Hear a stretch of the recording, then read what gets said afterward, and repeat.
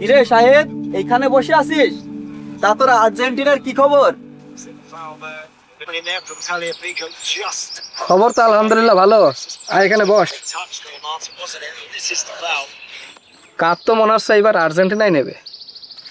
তোর মাথায় যে সমস্যা, তোর বাবা মা কি জানে? কেন, আমার মাথায় আবার কি হলো? না মানে তুই একটু আবুল তাবুল কথা বলছিস তো, সেই জন্য আর কি বললাম তো। কে? আমি তো এখানে আবল তাবলের কিছু দেখছি না। যা হবে আমি তো শুধু তাই বলছি। কাপ তো এবার আর্জেন্টিনাই জিতবে। সামনের ম্যাচে মিশর তোদের কিভাবে নাকানি চুবানি খাওয়াই সেইটাই দেখ আগে। তাই নাকি? নরের ধাক্কাটাই আগে পার কর, তারপরে কথা বলিস। তোর নরওয়ে ফরওয়ে খাওয়া আছে ব্রাজিলের সামনে? আচ্ছা, দেখা যাবে না তোমার ব্রাজিল কত ভালো খেলে। আর যা তো এখন সামনে থেকে সর। আচ্ছা ঠিক আছে, তুই দেখিস। খুব বেশি ভালো খেলে মনে হচ্ছে।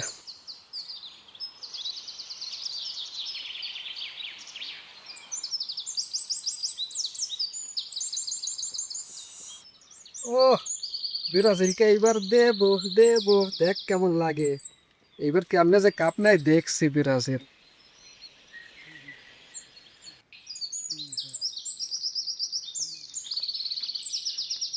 আল্লাহ, কি যে করবে আজ ব্রাজিল, কি যে হয়। যদি আজ ব্রাজিল হেরে যায় তাহলে ছেলেপিলির সামনে মুখ দেখাবো কি করে? আল্লাহ, যেভাবেই হোক আজকে ব্রাজিলকে জিতিও আল্লাহ। ও, পাইছে আজকে ব্রাজিল ফ্যান, একটু মজা নিয়ে আসি।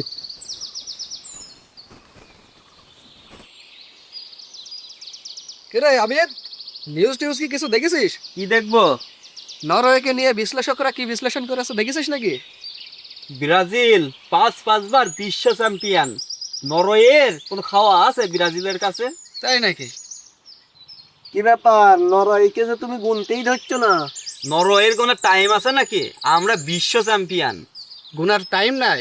গোল খেয়ে দেখিস আবার পেট লোড করে ফেলিস নে 7 আপের মতো করে। এখন গুনিস নে, পরে আবার কিন্তু কান্দাও লাগতে পারে। যা তো নরওয়ে, নরওয়ে যদি কোনোদিন যেতে, তোদের সামনে কোনোদিন আমি মুখই দেখাবো না, এটা মাথায় হাত দিয়ে শপথ করলাম। এরকম শপথ করিস নে, পরে কিন্তু মরাও লাগতে পারে। দরকার হলে মরবো, ব্রাজিল যদি হেরে যায় গলায় দড়ি দিয়ে ঝুলবো, তাও তোদের সামনে মুখ দেখাবো না। শপথটা মনে থাকে জানো ভাই? নরওয়ে কিন্তু সেই খেলা খেলছে। আজ যদি নরওয়ে জিতে যায়, আমাদের কিন্তু একজন কথা দিয়েছে, সে নাকি আমাদের মুখই দেখাবে না। আরে যা, মুখ দেখাবো না, যা আগে খেলা দেখ তারপরে।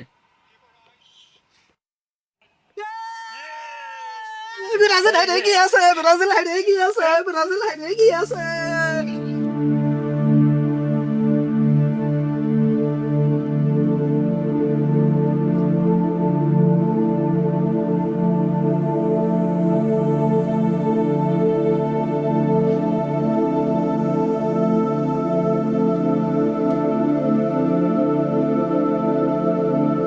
এই মুখ আমি আর দেখাবো না, আর দেখাবো না কাউকে আমার এই মুখ।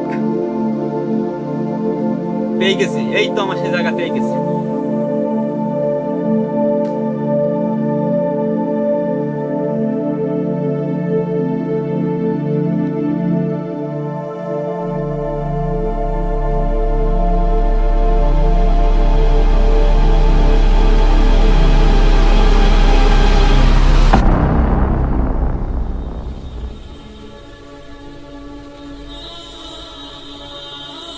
নবী সাল্লাল্লাহু আলাইহি ওয়াসাল্লাম বলেছেন, যে ব্যক্তি কোনো পাহাড় হতে নিজেকে ফেলে আত্মহত্যা করবে, সে ব্যক্তি জাহান্নামেও সর্বদা ও চিরকালের জন্য নিজেকে ফেলে অনুরূপ শাস্তি ভোগ করবে।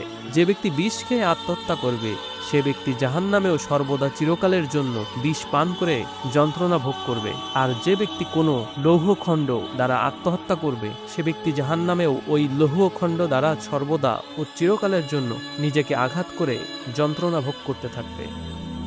আমাদের ছিল এক মহাবীর, নাম যে ছিল তার তিতুমির।